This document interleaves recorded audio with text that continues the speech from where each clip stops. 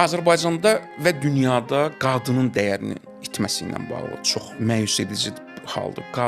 Təkcə qadın yox, ümumiyyətlə insanın dəyəri itib. İnsanın dəyəri itib.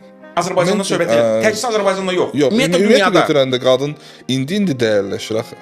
Yox. Əksinə qərb qadını əski parçası elədi. İndi insanlar artıq dərk eləyir də, indi cəmiyyətin içindədir qadınlar. Cəmiyyətin içində bizlə bir yerdə işləyir. İndiyə qədər yox idi axı belə bir şey. İndi artıq müasir gənc, müasir dövrdə daha çox qadını cəmiyyətin içinə salır, cəmiyyətdən kənarlaşdırmır. Misal çəkəcəm. Dünyada məsələn 3 milyard, 4 milyard qadın olsa, o qadınların 90% ali təhsillidir, işləyirlər, çalışırlar, hörmət görürlər, dəyər görürlər. Amma 10% seks köləsinə çevriliblər. Biznesmenlər Ramiz Rövşən demişəm, bu quldurlar içində deyil, səni soymağı kim bacarmadı.